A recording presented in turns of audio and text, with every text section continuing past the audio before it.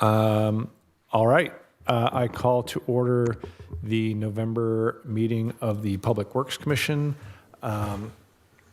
Commissioner Britton, if you would lead us in the Pledge of Allegiance. Please stand. I pledge allegiance to the flag of the United States of America and to the republic for which it stands, one nation, under God, indivisible, with liberty and justice for all. Thank you. Can we get a roll call, please? Yes, roll call.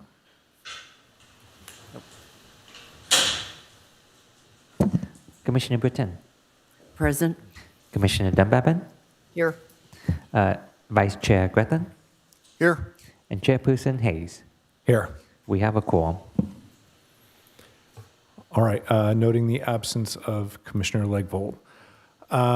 Next, we go to approval of the agenda. Are there any changes that we want to make to the agenda?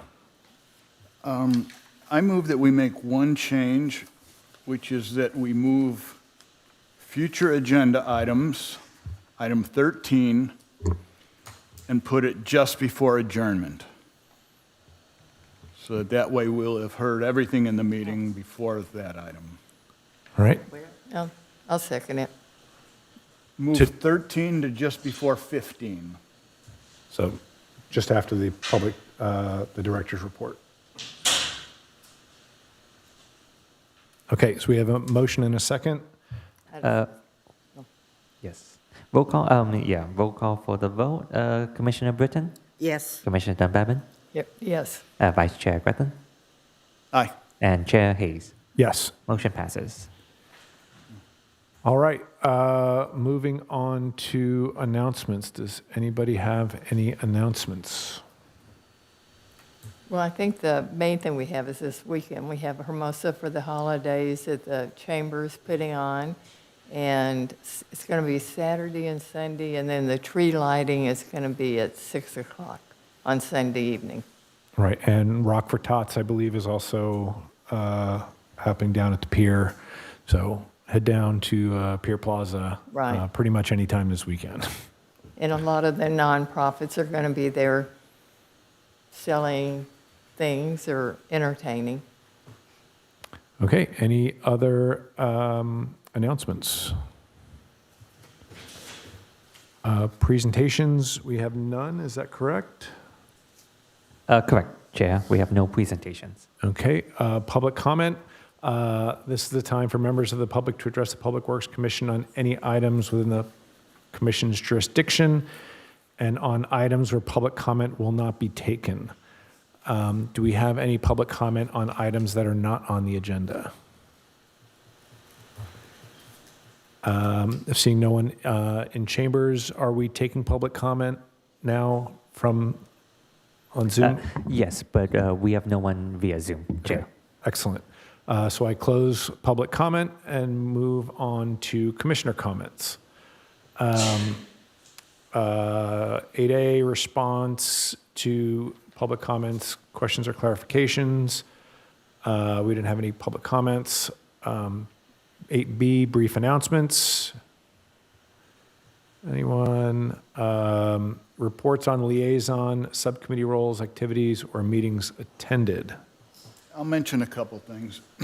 I think there were 3 of us who attended the Public Safety Forum on November 3rd, put on by the mayor and city manager and the police chief. And it was largely about e-bikes and the homeless. Pretty good turnout for that. I didn't detect anything that suggested that there are any imminent changes to our infrastructure or right-of-way improvements as a result of that. That was my take on it. And then the other thing I'll just mention, for all kind of amongst ourselves is, council formally went to the Roberts Rules of Orders, and hopefully y'all got your handout and have scrutinized it in great detail. And that's all I have. Also at the Public Safety Forum, which we just saw Mo go through here, they're reactivating the CERT program. That's citizen volunteers. And if anyone's interested, please contact him or the city.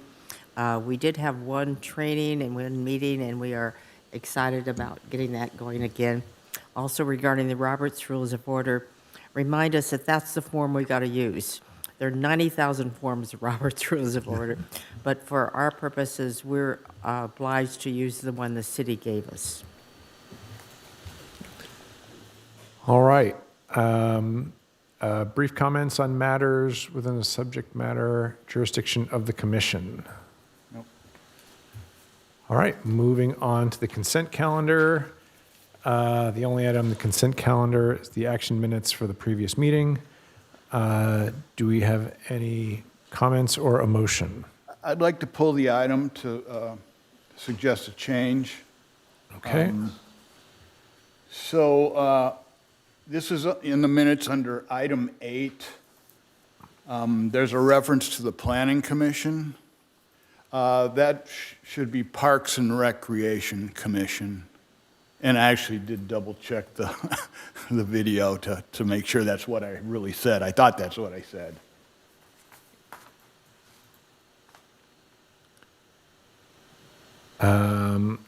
okay, so do we have a motion to approve with the noted correction? Chair, since we pulled the item, I believe we have to take public comment, since it's been pulled Okay. from the consent calendar. So do we have anybody in chambers wishing to comment on the consent calendar or the item removed from the consent calendar?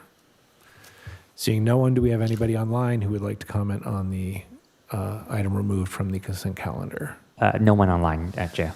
Okay, so I close public comment on the item removed from the consent calendar. And do we have any motions? I move that we approve the minutes of the September 17th Public Works meeting with that one change that I mentioned. Do we have a second? Did you want to? I'll second it. Okay, we have a motion and a second. Yep. Roll call for the motion. Commissioner Britton, Yes. Commissioner Dunbabin, Yes. Vice Chair Gretton, Aye. and Chair Hayes. Yes. Motion approved. Minutes are approved with the changes as noted. Okay, so that was item 10. Moving on to item 11, we have a public hearing on a tree removal. So I open the public hearing, and do we have a staff report? Yes, we do have a staff report, which will be presented by our Assistant Engineer, Christian.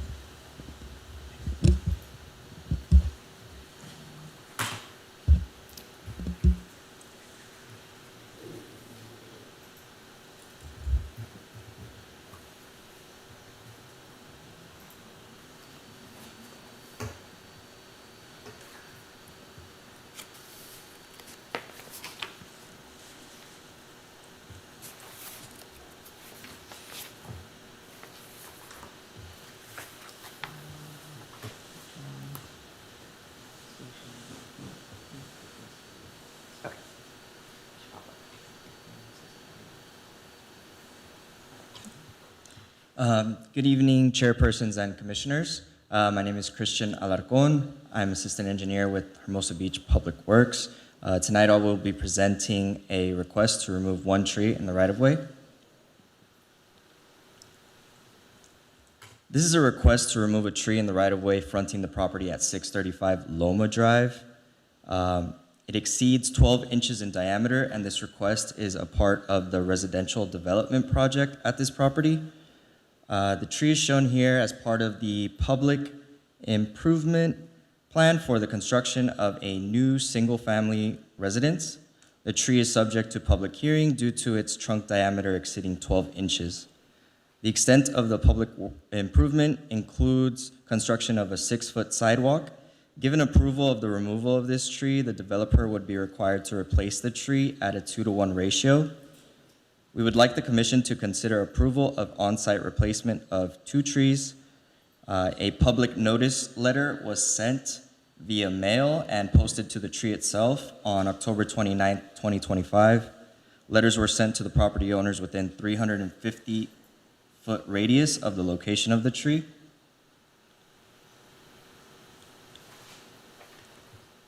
Here's an overview map of the location of the tree at 635 Loma Drive.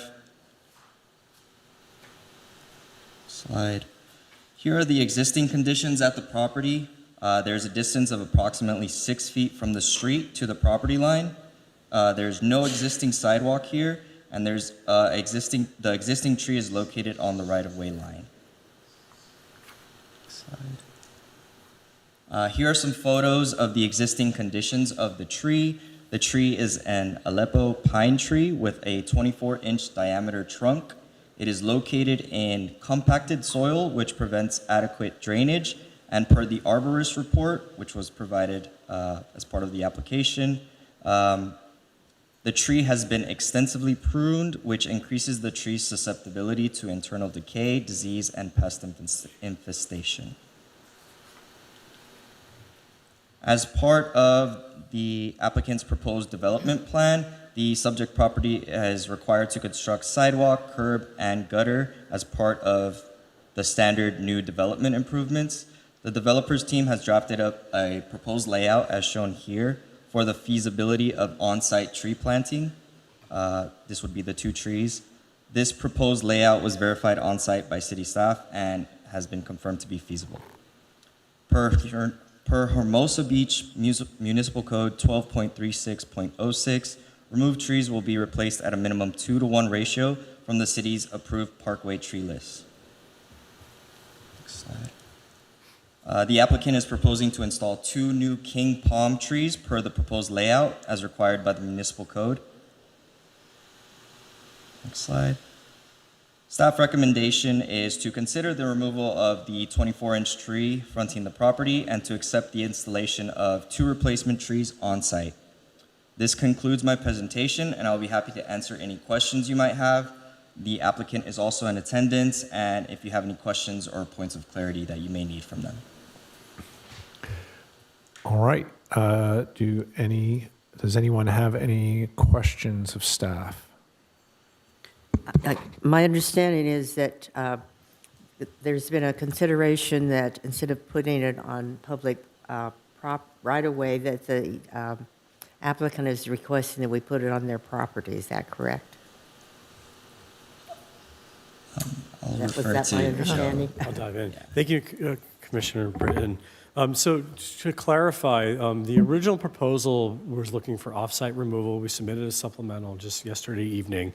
The applicant would like to have the trees returned in front of their property, and they've worked out a detail with their engineering plan that would allow them to meet city standard requirements for planning to return the trees to public right-of-way, but the tree pit itself would be partially located on private property.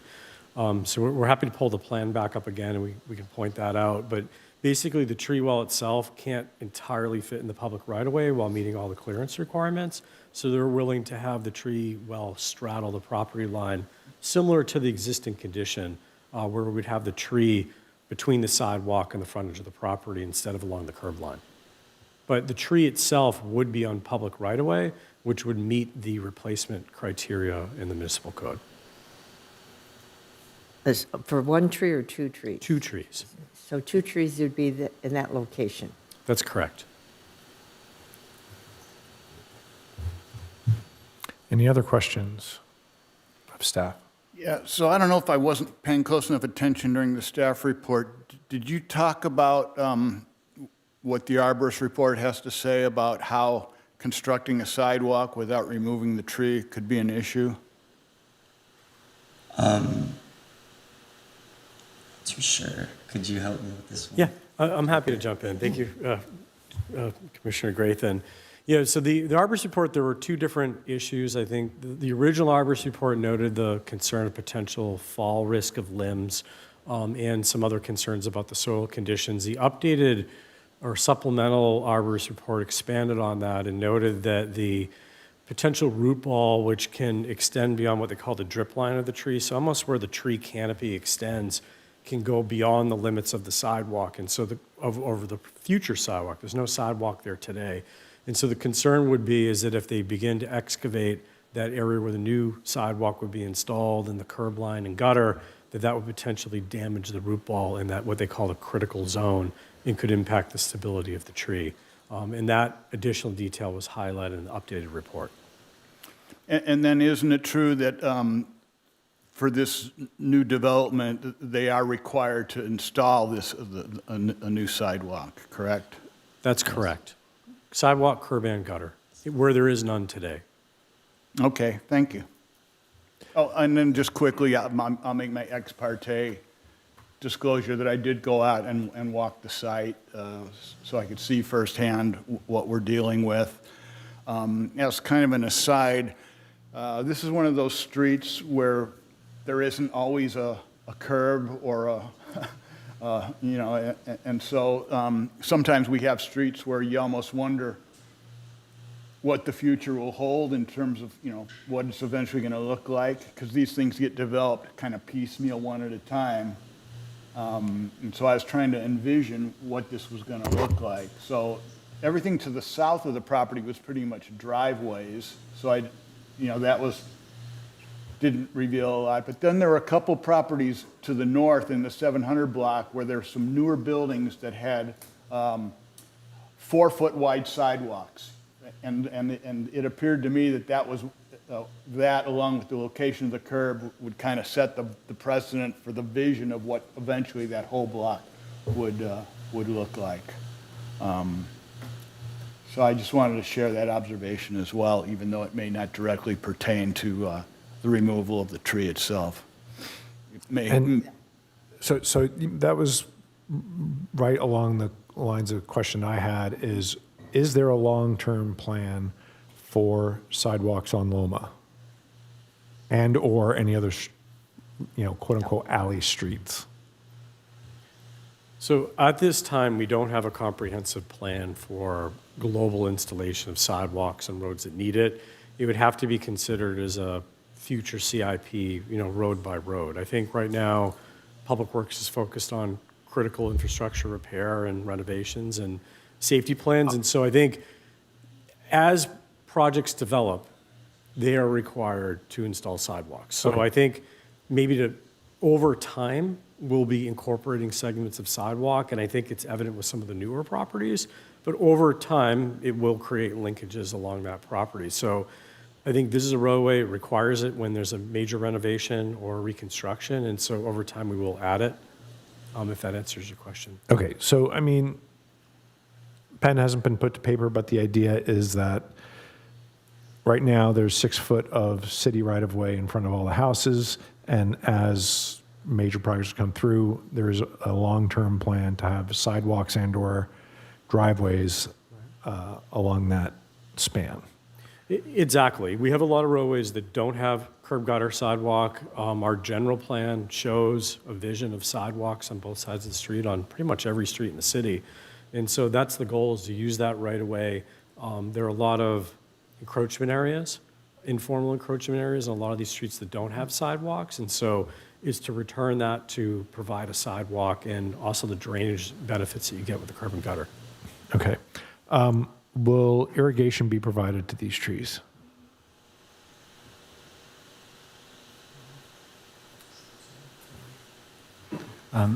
So this project's currently under plan check. There's going to be a number of details that would be fleshed out during the plan check process, including irrigation, including the details for the tree well and tree grates.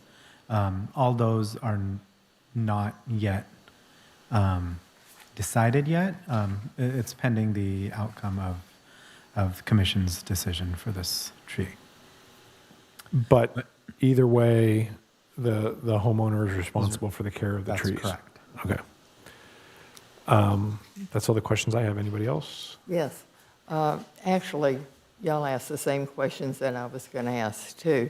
And I did visit the area and had the same questions. And basically, they're planning on, whenever the house is done, there's going to be a 4-foot sidewalk with a curb and gutter.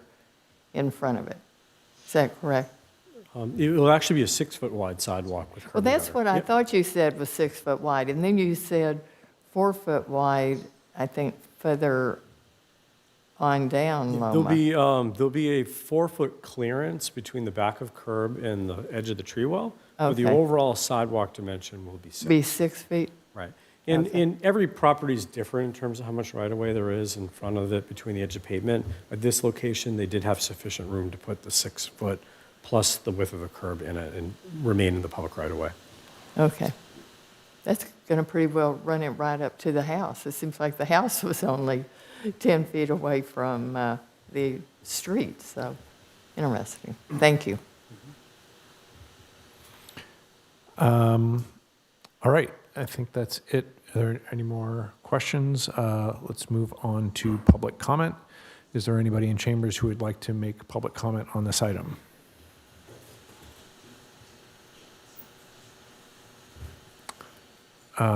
Seeing no one, is there anybody online that would like to make public comment on this item?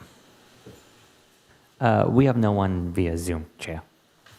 All right, so I close public comment and the public hearing and move on to final deliberations. Anyone? Yeah, I'll go ahead.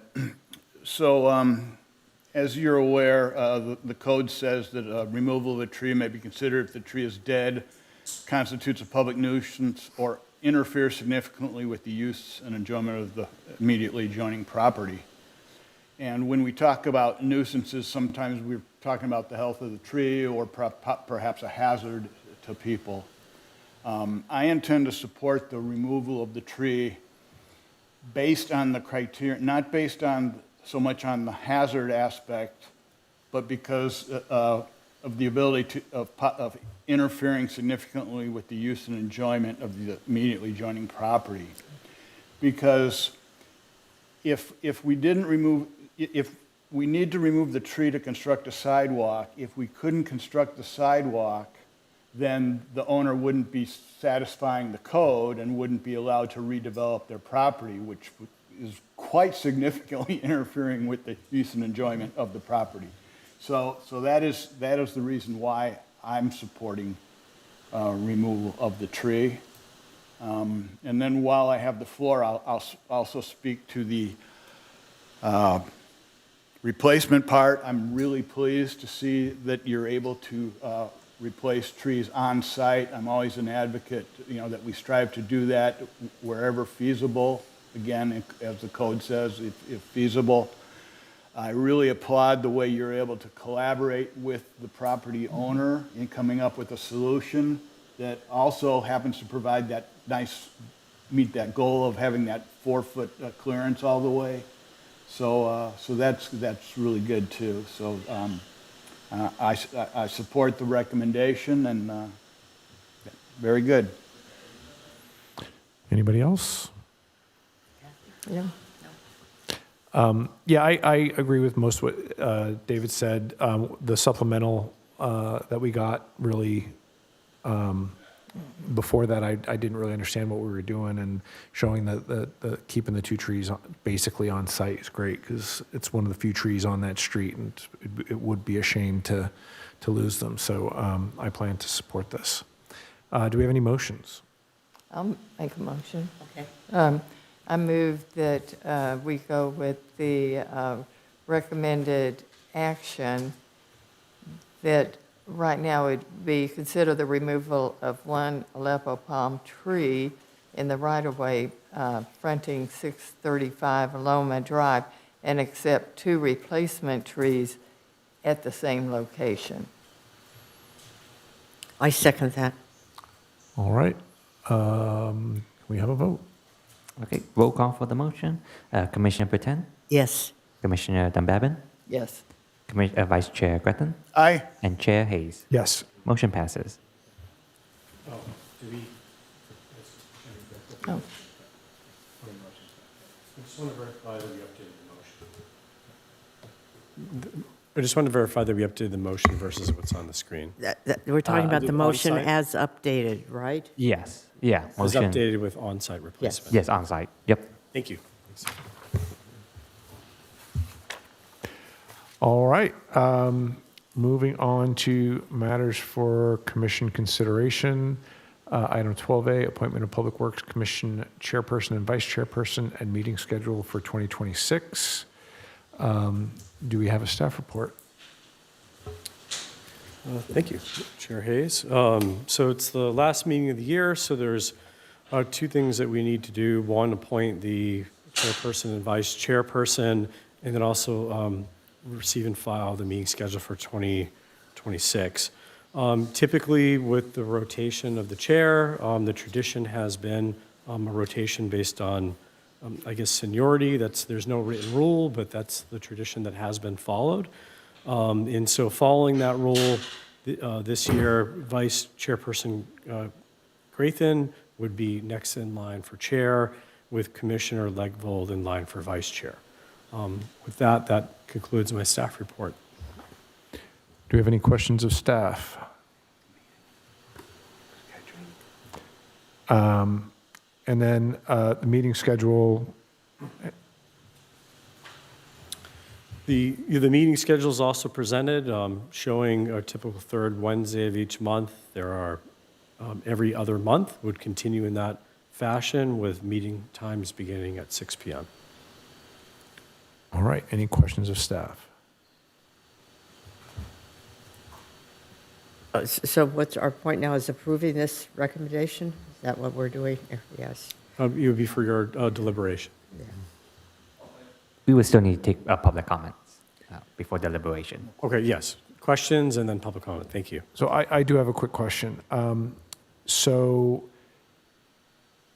know if it was the last council meeting or the one before that, all of our terms got cut from, I don't know when they were, but to ending in June. And so if Commissioner Legvold is vice chair, and then he either, he's not reappointed for whatever reason in June, then is that a big deal or not? Or we just have to appoint Yeah. somebody else? Yeah, I believe commission would just then appoint a new vice chair at the next regular meeting. Okay. Yeah. Yeah, I think this has happened before, several years ago. Okay, that was my only question. Do we need to take public comment? Okay, excuse me, I'm confused because we're saying this is an appointment from January to June, not to December? No, it's the appointment is January to June, but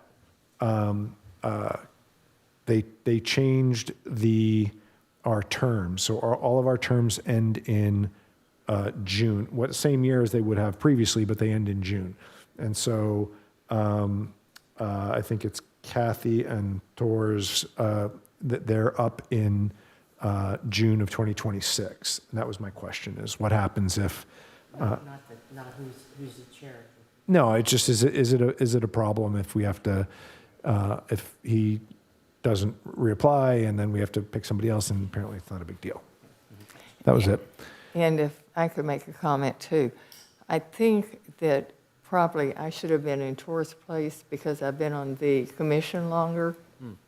But I would prefer that he become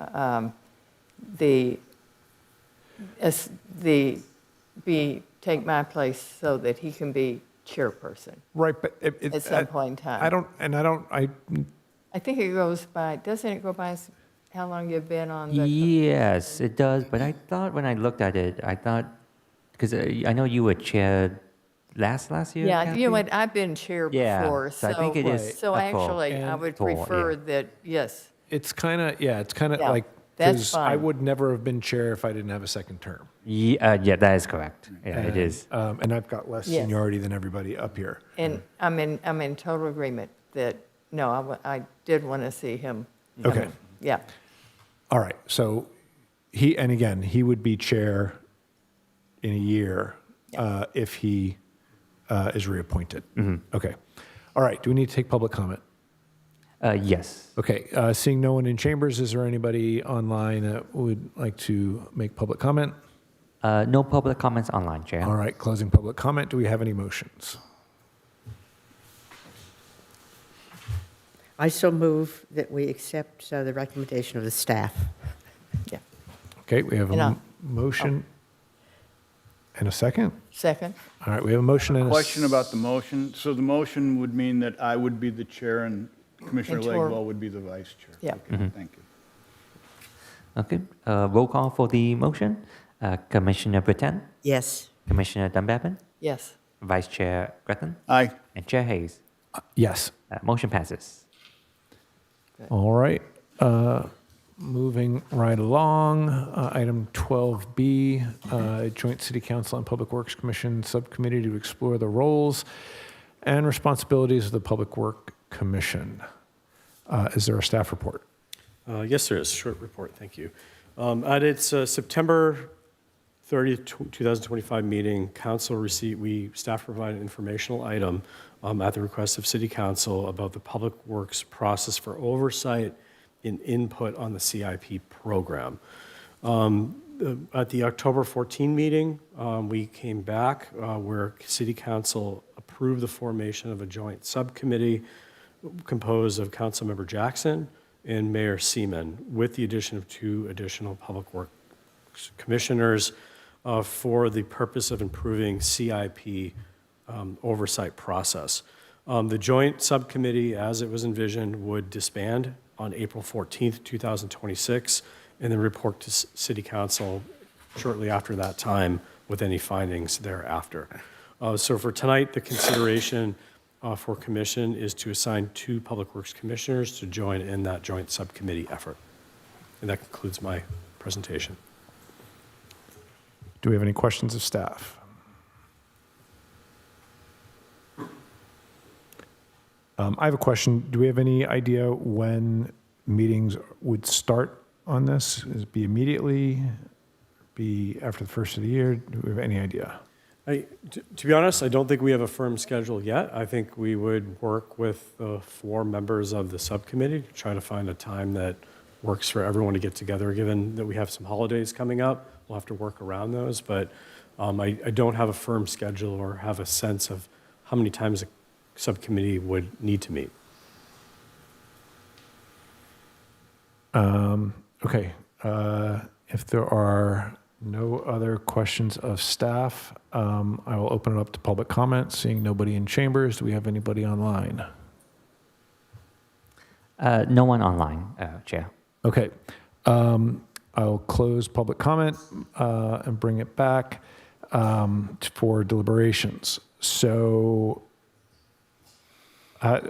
is there a process we're supposed to follow here? Are we expressing interest? Are we nominating people? What are we supposed to do? Yeah, so there's a few options, Chair. If there is a unanimous decision on if any commissioners would like to volunteer and have the support of the other commission, that's fine. If we cannot reach a concrete conclusion, we can also do some voting to nominate and elect the 2 commissioners to the subcommittee. So I would recommend if any commissioners are interested in joining the subcommittee, and if we only have 2 commissioners interested, then those would be the one for the subcommittee. But if we have multiple commissioners interested, then we may need to do a vote if we cannot come to a conclusion. Okay, so why don't we go down the line and see who's interested and who's not? Yes, and I would like to make a note. We did receive an email from Commissioner Lakevold that he has expressed interest for the subcommittee. So we do have Commissioner Lakevold. Okay. I'll go from my left to my right. Commissioner Grathan, are you interested? Yeah, so I have my prepared remark. My remark is Let's just see where we're at first, and then everybody will have a chance to talk. It's brief. It's brief. No, I'm that's not launching into a speech. I know. Let's just let everybody. So I'm also interested. Commissioner I'm Britton. also interested. You are interested? Yes, yes. Me too. Okay, so And that's 5 out of 5. Which is great, because I thought we were going to get out of here early. So, I mean, I guess we can each give, express why we're interested and why we think we're the right person for the job, and then we're going to have to vote. And so we'd each be voting for 2 people? Yes, we did prepare some cards for people to vote, Chair. On the card, everyone will get a card and select 2 commissioners that they would like to nominate. And you can elect yourself. So if you would like to elect yourself and someone else, you may. After that, we will collect the cards, take a tally, and see where we are with the results. May I speak? Sure, let's go left to The right. only other thing I wanted to say is that since I served on the Parks Master Plan subcommittee, I would be happy to bow out so that someone else has a chance to serve on a committee who has not recently done so. Okay, I'll go last. Commissioner Britton? Yes, well, I've been on this commission 90,000 years and have a good background, especially the history of it.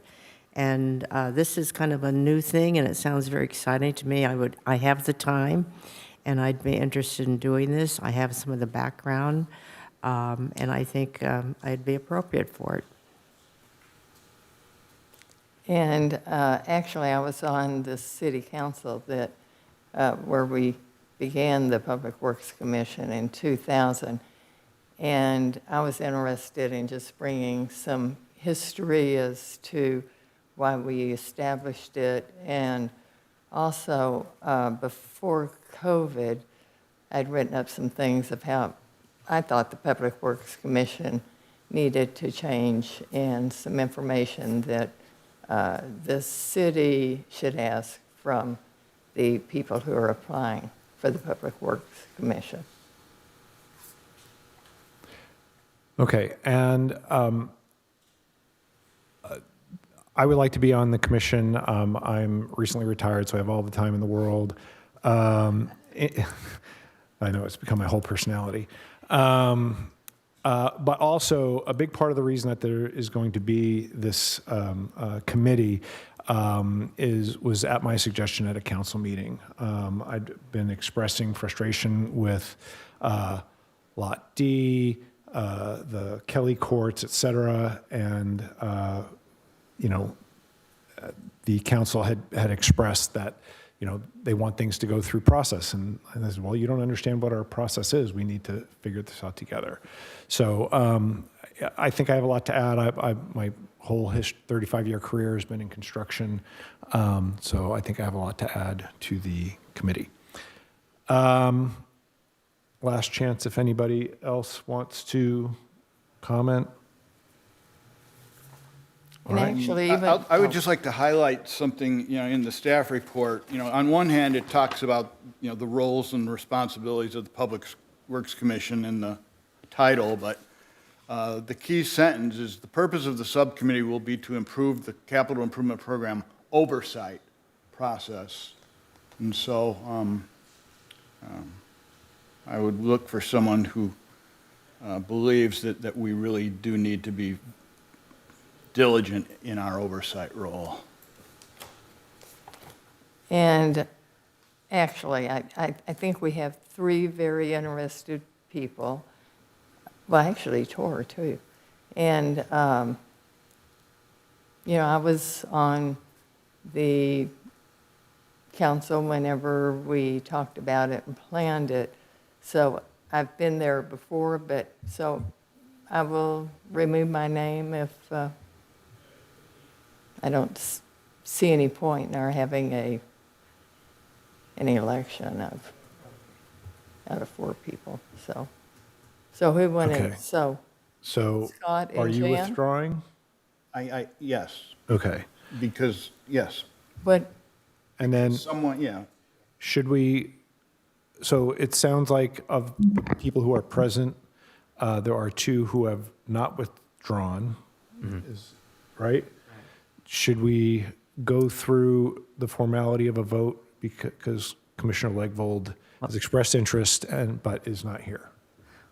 Or I'll be willing to make a motion.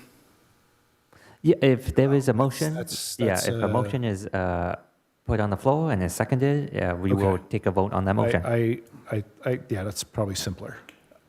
I move that we appoint Commissioners Hayes and Britton to the subcommittee. And I'll second it. Roll call for that motion. Commissioner Britton, Yes. Commissioner Dunbabin, Yes. Vice Chair Gretton, Aye. and Chair Hayes. Yes. Right, motion passes.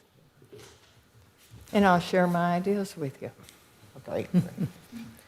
All right, we're moving on to item 14 because item 13 was moved in the agenda. So we are at the Public Works Director report.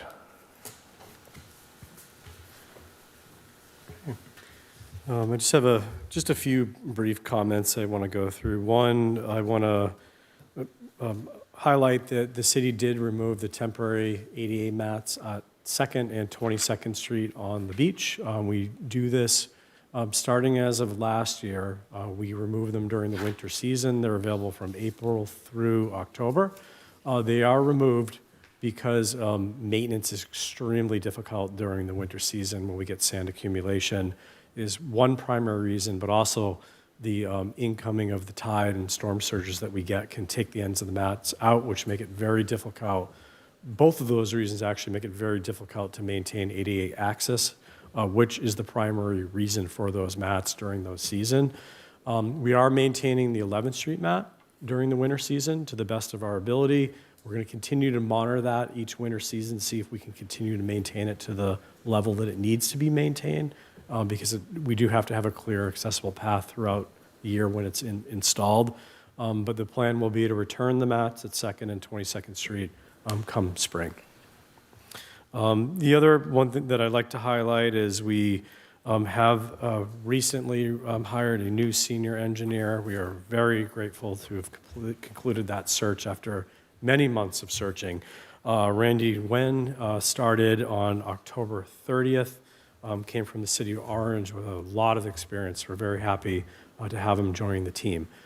So we're getting close to filling all the holes. We do have one engineer that is very happily out on maternity leave. We're very happy for her. So we are up one and down one, but getting very close to being fully staffed, which is the closest we've been in a very long time. So that's all my comments for tonight on my director's update. I have a quick question because I don't believe it's a CIP. Can you talk about the status of the 14th Street restrooms? Yes, I'd be happy to. So the status right now is, for those that may not remember, it was originally in the CIP. We removed it from the CIP and made it a maintenance project that Public Works crews are going to start. We have been working to get contractors lined up. We have a masonry contractor that's ready to go. There's going to be some block wall repairs that need to be done on the planters leading on the ramp on 14th Street restroom and some other repair work on the building. We have a roofing contractor that we're getting lined up.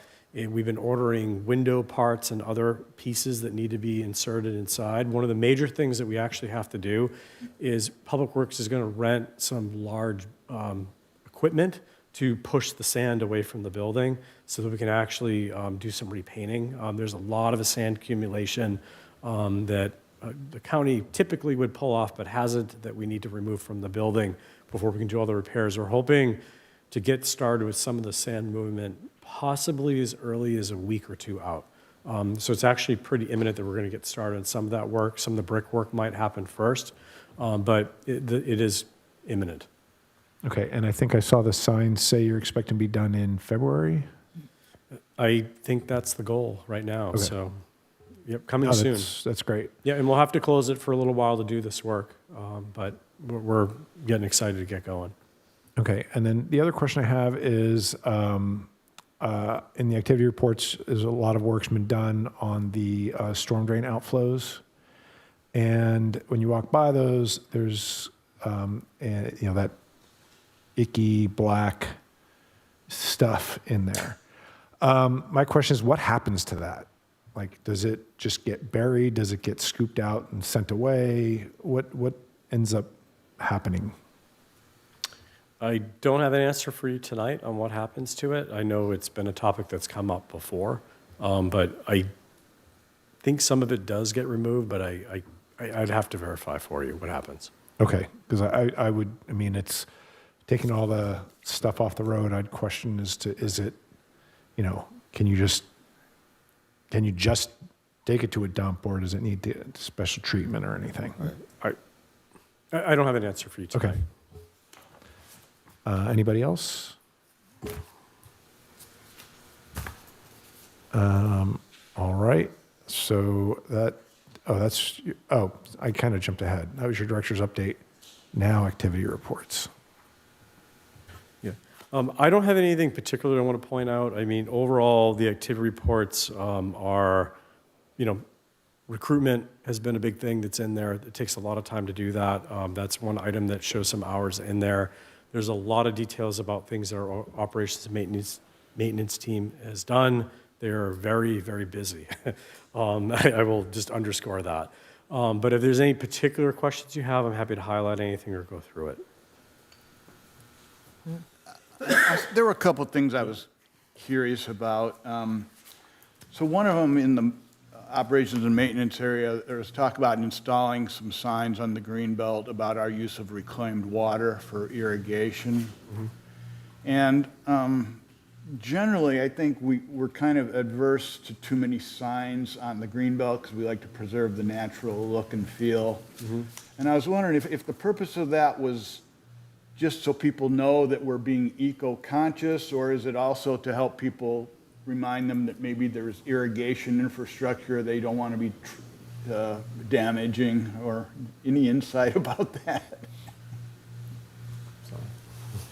I think I can't point to the exact code. I think part of it also has to do with requirements for health and safety, that it's non-potable water that's being used for irrigation, and as a warning, it shouldn't be ingested or drank.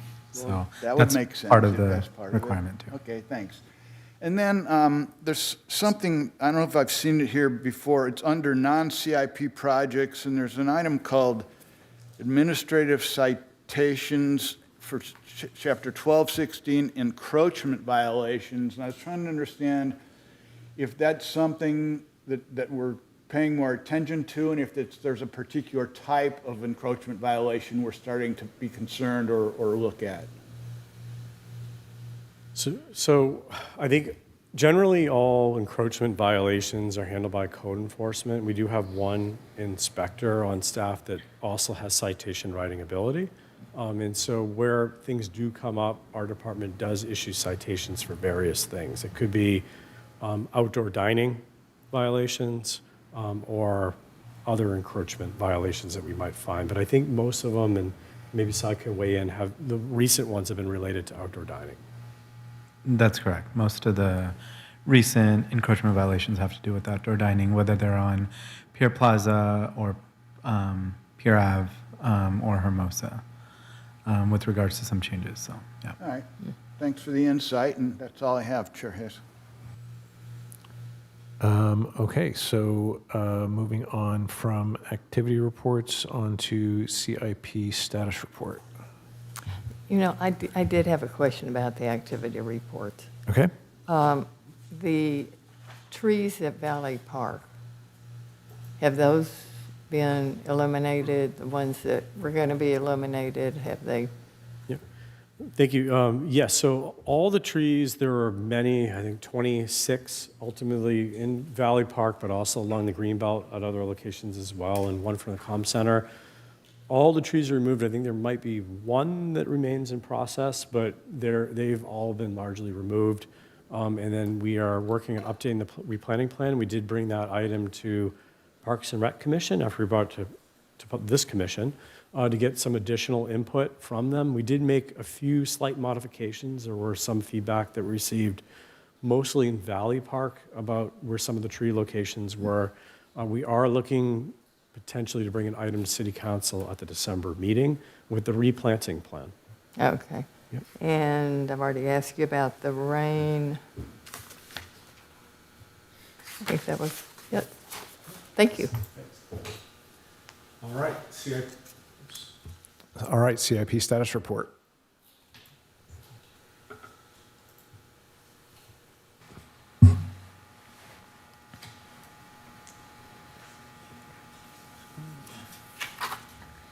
Okay. Good evening, Chairperson Hayes, Commissioners. I'll present the CIP status report for November. We do have lots of projects going on in our CIP program. I'd like to get started with highlighting projects that are at or near completion. We did have CIP 421, the annual sewer improvement project that's been recently completed.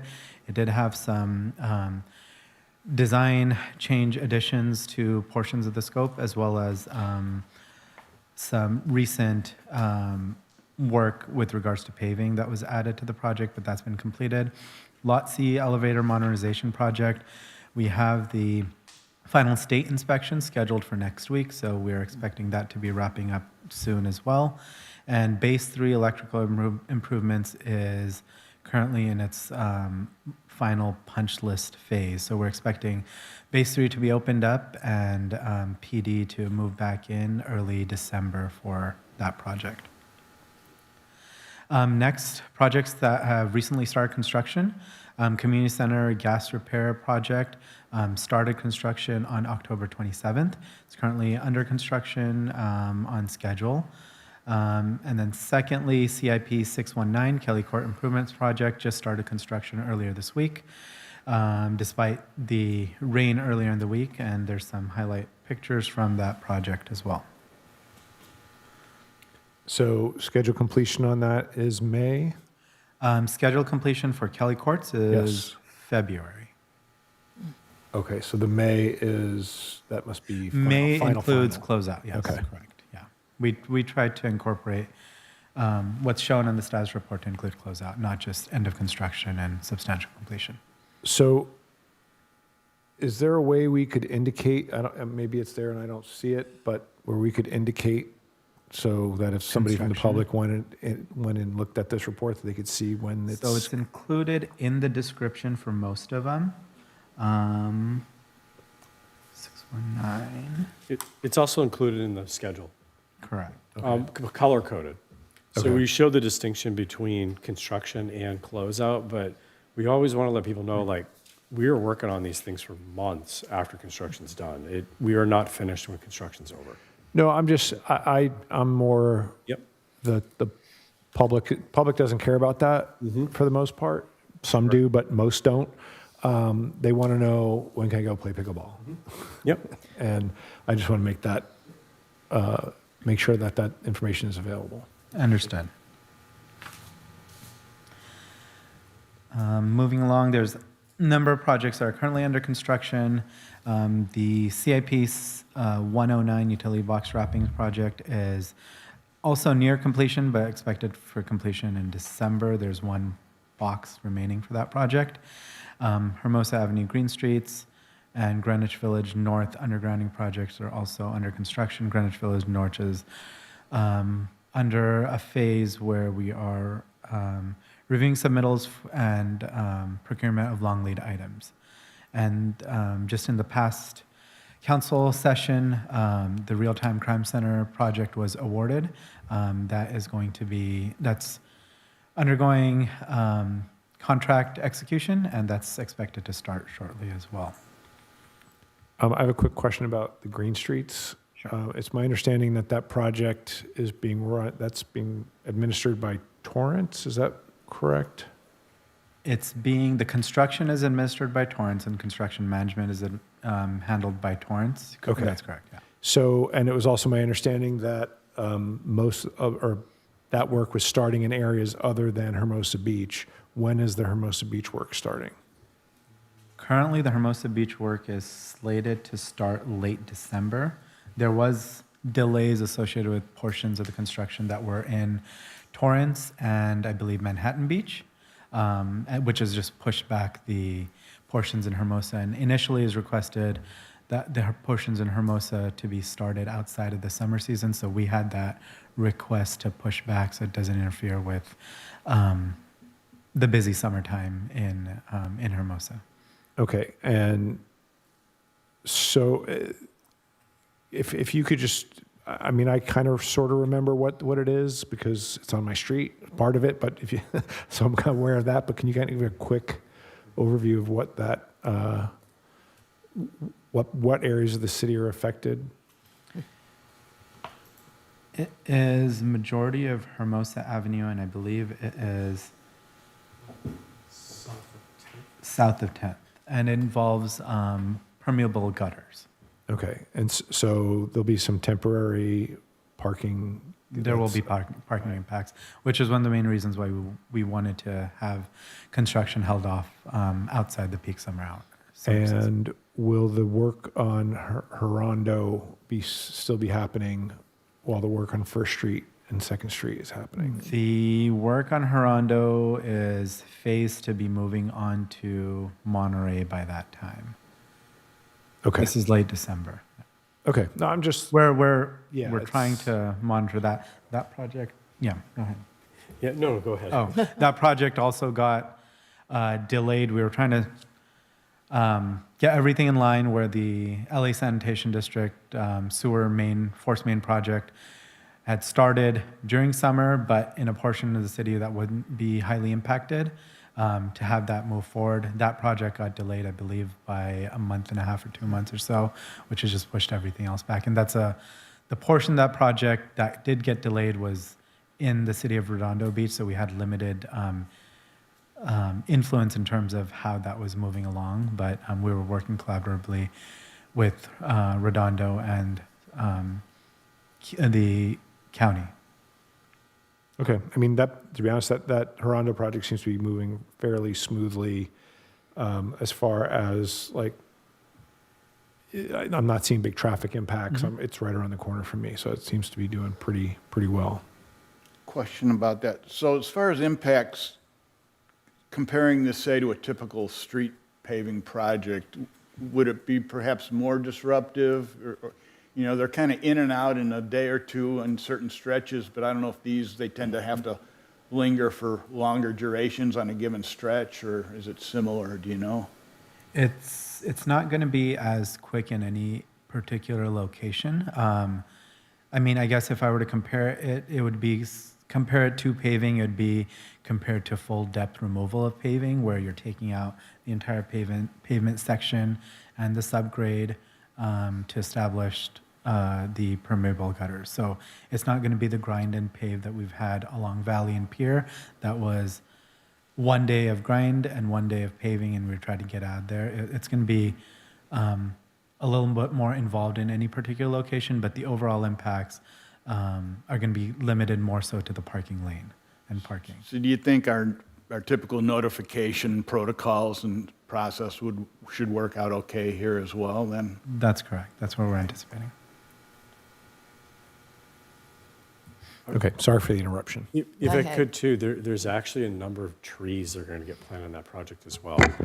We have a number of, as part of the grant, there was a desire for trees, and actually some of the cities couldn't meet the requirements for planting the trees, and so we accepted some additional trees from them. I can't remember how many we have, but there are a number that will be installed. I think we have several vacant tree pits in the Hermosa Avenue median and other locations along the street, but we're looking to replant a lot of the trees in the median as well with that project. I had a question about the undergrounding. When are they going to start doing the work? I assume the streets are going to be closed.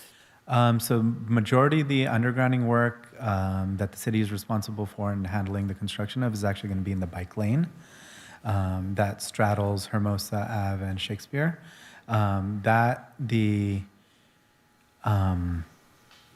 That's supposed to be starting, I believe, in December as far as potholing. The hard construction is supposed to be starting in later part of January. Yeah. Thank you. Any other questions for the projects up on the screen? All right. Moving on, I did want to highlight CIP 699, which is parking structure, the Lot C improvements. We did have a slight delay in this project. Work actually started on October 6th. During the first week and a half of the work, as the contractor was breaking out portions that needed to be repaired as part of the structural repairs, a large number of post-tension tendons that are common for this type of structure were found to be broken. We did request that the structural engineer come and assess that. They did an initial assessment. During that initial assessment, they recommended that the construction be halted until they do a more detailed investigation with destructive testing. We tried to move that along as quick as possible, so we did get the structural engineer out for the PT tendon investigation starting October 20th. It went on for about a week. The good news is what was initially thought of as a global type of problem for the condition of the post-tension tendons wasn't found to be the case. It was more localized. There are still a number of tendon repairs to be done, which will push the construction back. As far as scale of the cost to repair and the schedule, it's not as significant as we thought, which is good in the overall scheme. It's still pushing back the overall project schedule. The limited, in that time that the structural engineer was on site to evaluate, we did get clearance from them to continue with limited construction scope on other portions of the garage so that construction as a whole wasn't fully halted. And we received the draft report a couple of weeks ago. We had comments on the draft report. Currently, we're awaiting final repair construction documents from the structural engineer. And in the meantime, the contractor is still continuing work on other portions of the structure, including the stairs, including electrical work, including guardrails on the second floor. And the overall project delay at this point is anticipated to be about 8 weeks, which is, if you remember from the, or if you might have recollected from what was presented to council in the October CIP schedule update, we thought it might be on the scale of about 6 months, which is what was initially anticipated by the structural engineer, given the scale of repairs that they saw. So overall, in the scheme of things, we are in a better position than we initially thought. We have a plan of action moving forward. We do have repair conditions. We're working with the contractor to line everything up and get the project moving along as soon as possible. Do you have any concept of financially, are you still going to be within contingency or are we exceeding that? We are planning to still be within contingency. We're working with the contractor and negotiating any repair costs based on the repair findings. Okay. Any other questions for Lot C? I'll just say that's great news that we're able to bound the problem and find that it was more localized than global, and it's good that you have a good handle on being able to bound the cost and schedule impacts. So very, very good. And then I'll touch base on a few projects that are in design or preliminary design. CIP 623, which is a pier structural repairs investigation project. Currently, we have received 60% design submittal drawings and specs. The city is currently reviewing those. We'll provide feedback and comments to the design engineers to move forward with finalizing the plans, as we're also working towards permitting requirements through Coastal Commission and California Water Board. And then the gateway wayfinding signs and community center windows are also in preliminary design. So question about that. That seems like the type of project that is going to want to be seen by everybody and their brother. Which one is this? The wayfinding signage.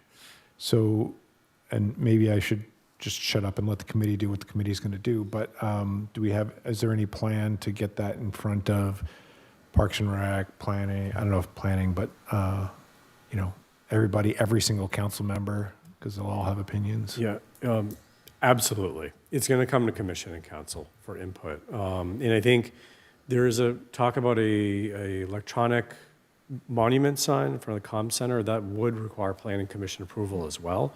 But we do fully intend to bring concepts out. We want to get input on them for sure. Okay. Yep. And then lastly, I want to highlight preliminary design for CIPs 106 and 107. 106 is the annual street improvement project. I believe last commission meeting, we did inform the commission of a grant that the city was pursuing. Currently, the city's on a contingency list. We weren't approved for the grant, but we're on a contingency list. We are planning to move forward with the project under that understanding. And the segments that are presented today have not changed from what was presented last week. We did look into, I believe there's a comment for Road Street, which showed a PCI of 1. We did verify and confirm that it is on the low end, close to failure, as was identified by our pavement management plan. So is this, Sorry. are there more streets you're going to show, or? The next one was 107 for the slurry seal project. So this Well, is I'm going to for ask the- the same questions for Okay. both. So I'll ask for this. So is this like the list of streets in essence, and is it close to being finalized? And are we confident this is what it's going to be? That's correct, yeah. Okay. And again, this is not dependent upon that grant, of course. That's correct. Okay.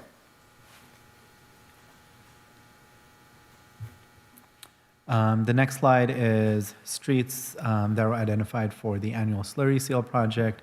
Again, these streets are closer to the higher end of the PCI index, but close enough where routine maintenance now will prevent much larger scale project in the future where we'll have to do a full grind and overlay. So these were the streets that were identified for the annual slurry seal project, which is a new kind of offshoot that we had starting this year.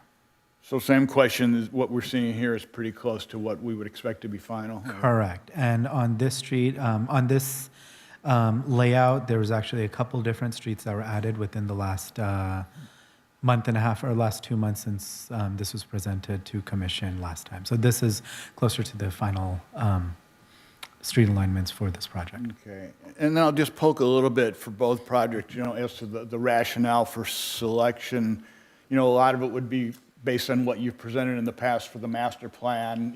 Some are more appropriate for slurry and some for rehabilitation based on the pavement condition index.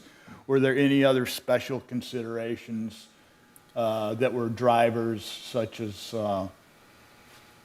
whether there had been a recent sewer project or storm drain project or anything else you can think of? Or was it solely driven by PCI? So it's primarily driven by PCI because we do want to maintain a high PCI. Second to that, we do want to coordinate all of our paving projects with other utility work, whether there are utility projects like sewer, storm drain projects that are part of the city's CIP, or other utility projects, utility upgrade projects that are by other utilities, for example, Cal Water, Edison, or undergrounding of any fiber cables. So we're doing a better job of coordinating with utilities to present them with our upcoming annual paving and slurry seal potential street list, to have them prepare their infrastructure improvements to come before any projects that we have, just so we could coordinate better and not have them break into newly paved areas.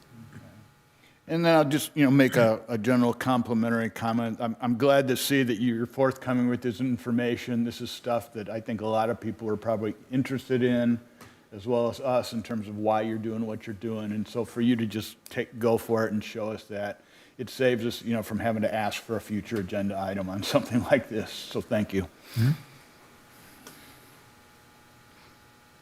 And that concludes my CIP status report update. If there's any other questions, I'm happy to help answer them. Yep. Got a few. Anyone else? Anything happening with the yard right now, or just kind of waiting until after the first of the year? Things are moving. I'll let Director San Clemente answer 6:15, that. the yard. Yeah, no, happy to jump in. We had brought an item to City Council, I don't know, it was probably 2-3 months ago, to get authorization to release the request for qualifications for owner's rep services. Staff has completed that process. We've received all the qualifications. We've done some interviews of the top firms, and we are working on our selection. At this point, we're looking to bring a contract award recommendation to the January council meeting, as we're still going through everything Yep. with the top firms. I was thinking that maybe the holidays might get in the way somewhat. Then number 633, the electrical in the with the well, it's not Base the police 3. office. It's Base 3? yeah. What's happening with that? That is actually one of the projects that's near completion. We are working through punch list items. For the last several weeks, we were working to try to get Southern California Edison to come in, energize, and hook up to the meter.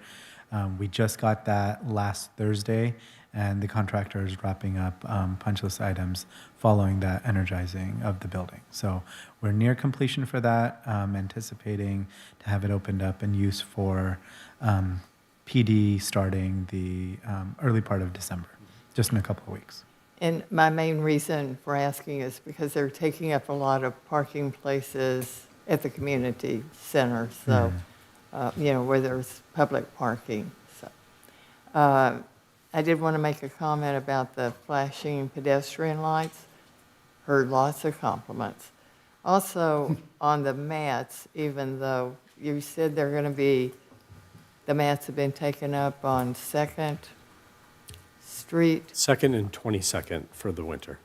Oh, really? Because I was just on the one on 22nd. Must just been Just taken- last Monday, I believe they Yeah, pulled it. okay. It was very Okay. recent. We had to pull it before the storms came in. Okay.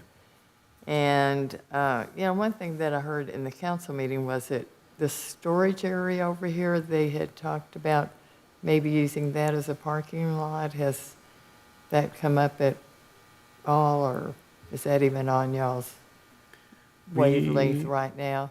There was some discussion about it, and council ultimately decided not to take any action Okay. on it. I think it is a prime location for potential swing space during the construction of the city yard. And I think when we build the yard, we're going to have to find a way to continue to operate. And so it is a prime candidate for a potential temporary housing of certain activities. So I think that's on the table right now before we do anything else there. Okay. And the new trash cans look great. Is there any thought of getting benches to match them, or is that in the works? We don't have any, we're still deploying trash cans. We're still not done. It's been quite an effort for the crew because we're removing the old concrete ones, and then we'll have to clean and then install. So there's still more work to be done on the trash can installs, but the team's been making good progress. There's currently nothing in the budget or plans to get any more benches. I don't know that we have a lot of requests for new benches. I guess I'd be curious what you have in mind.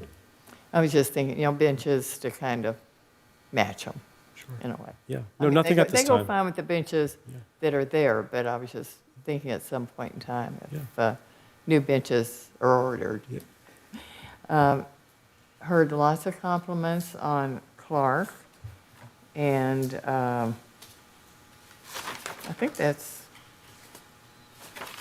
just about all my questions. Now, I think a lot of people are happy with what's happening, so residents. So thank you. I have a couple. Oh, I'm sorry. Go ahead.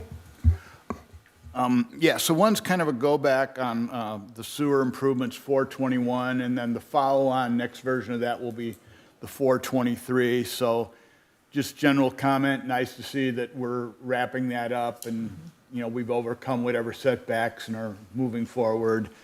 I kind of independently noticed in looking at comparing an older version of the schedule that there's sort of a ripple effect on 423, which now looks like it's moving out maybe 4 or 5 months. And then after I had noticed that, sure enough, it was actually acknowledged in your report, which is really refreshing to see. So I also appreciate you being so forthcoming with that as well. The mechanism of that ripple effect, is that mostly our in-house engineering staff that, you were doing less time overseeing design when you had to attend to the construction issues? Is that kind of the gist of it, or? That has a lot to do with it. And then the other aspect of it is just the overall staffing hours for any given period of time. If you do take a look at the CIP project schedule with the hours that are given, the early portion of next year, there's a bit of a deficit. And starting the design right then, it wouldn't really make sense. It'd put us in an even bigger deficit as far as overall productivity. So that had some influence in terms of rescheduling that as well. Okay, thanks for being forthcoming and explaining that. And then I have one project, it's the 638, the stormwater dry wells. This is the one where the latest concept I had seen had dry wells largely along the southern portion of PCH. And so the new information in the report that says that staff will meet with the City of Redondo to discuss additional feasibility study for alternate locations. And so my question is, what's the motivating the search for these possible alternative locations? I'll dive in. And so I guess to start off, and I don't know which alternative locations you're referring to, but I know originally there was a project that was in the Greenbelt that didn't go forward. No. We had subsequently done preliminary study that looked at dozens of dry wells throughout the city, and we're actually trying to see if there may be a more economical way or condensed way to put them, because with so many dry wells through the city, it's in a lot of neighborhoods. To do it, we're actually trying to see if there's another way to capture the stormwater at fewer locations further downstream versus getting more collection upstream, if that makes sense. Because originally the dry wells were scattered more upstream, and so we're looking to condense them. We've had preliminary conversations with Redondo because, as you may remember, we are required to meet certain standards for stormwater. Redondo and our neighbors are kind of all in the same boat, and so we are looking to potentially do a joint application for Measure W money, but staff is looking to retain the same consulting firm that Redondo has just engaged with, so that we can work on a more comprehensive joint application. But one of the first steps we want to do is take a look conceptually if there are some other alternatives that we may not have considered that may be a better solution. And when you say downstream relative, let me just state again what my point of reference is that I've seen maps of was roughly south of maybe 10th Street along PCH on the east side where they'd be coming down the hill. And then there were 3 up at 7th Street and Prospect. That's exactly my point of reference. So Exactly, and so those catch the water upstream. So that all flows towards the Hermosa outfall. And so what we're trying to do is see, is there a way that we can do fewer locations and actually have some larger stormwater capture before it gets to the Hermosa outfall. So we want to look at some potential other candidate locations beyond those. I think that could still be an option we go forward with, but I think the concern is that having many dry well locations throughout the city is going to be quite the outreach effort, and it's going to have a lot more impact on the community. So we're trying to see if there might be something a little bit less impactful where we can do construction more condensed in fewer locations than all these scattered ones. but still within Hermosa Beach? Yeah, we are mandated to catch our water in the city, so we Okay. have our own requirements separate from Redondo. And it's still, the focus would be in sort of the southeast portion of town, meaning east of PCH, and say south of Aviation, or not to put you Not on the spot too necessarily. much? Okay, okay. More information to come. We're trying to, Okay. that's what we need to sort out. We have some preliminary ideas, but we have to kind of flesh that out a little bit more of what might be possible. All right. And Is of there any course, time frame that we have to abide by on this? Yes, it is imminent. And so I think many of the cities, I don't have the dates with me now, but there is a mandate for pretty much all the cities are in the same boat to try to comply. But I think we're collectively looking for extensions on it, and other cities are doing as well. But we have to try to show some progress on this. So this does remain a priority, make progress. So I think what we want to do is bring consulting team in, enhance the concepts, and then get a more fleshed out design. And I think we're going to have to really, if we aren't successful in getting funding, which is limited, I think we're going to have to probably advance some pieces with our own funding to show progress. Because your schedule shows this, if I'm looking at this correctly, going all the way out to the end of, I mean, I don't see any construction. I'm looking at this, right? Yeah. I don't see any construction. I just see yellow and green. And that's exactly the point. It's not fully funded, and we have to determine what we're going to do. So right now, we are trying to gear up for a potential joint application with our neighbors for Measure W funding, which I believe it opens up in the spring or summer, but that's not guaranteed. So I think where we are with this is, are we going to get funding to do this? If we don't, I think we have to have a fallback plan of how we're going to proceed with at least something, whether it's a first phase to show that we're making progress on it. The Green Street project that we talked about with the permeable gutters that we're installing, that helps work towards our requirements for stormwater, but very small. It's barely putting a dent in the requirements that we need to make. And so that's why we have to do a drywall project. So yeah, the schedule is to be determined. And I think it's really dependent on where we end up with potential grant funding, which is not guaranteed, but it's something that we're going to have to revisit. I'll just chime in. You know this all too well, but you know, this is a kind of a hot button for two reasons. One is the potential fines if we don't meet the cleanliness requirement, and the other, as we learned with the Greenbelt version, this could be a hot button with the community caring about their impact. So there's a couple of big challenges here potentially, so good luck. No, thank you. Yeah, and we intend to do some outreach with it once we get a little bit more together. I think we want to come back to the community, remind them that we still, even though the green belt isn't going forward, we still have to do a project to comply. And so we want to try to bring some options and get some outreach around it so that folks understand why. But isn't the community impact, I mean, what, obviously there'll be construction impact. You know, everybody gets all up in arms that there's going to be road closures and blockages and all that. But when they're done, there's going to be a manhole in the street, right? Right. Okay. So I just want to make sure that people are clear on, yeah, construction's a nuisance. It's always a nuisance. But in the end, there's a manhole in the street. Exactly. That's a good distinction from some of the concerns with the other versions. So Yeah, a it's good point. Yeah. not that much different than having a sewer project go down your street as far as construction impact. I mean, obviously what you're doing is different, but I'd rather have a drywall project, you know, for a little bit than have a sewer project or like the one that, what was the one that where they had to do the High Line for a few weeks on, was it Monterey? Or, yeah. That's a nightmare. I'd much rather have do drywall. Regardless, I think we learned our lesson that communication is very important.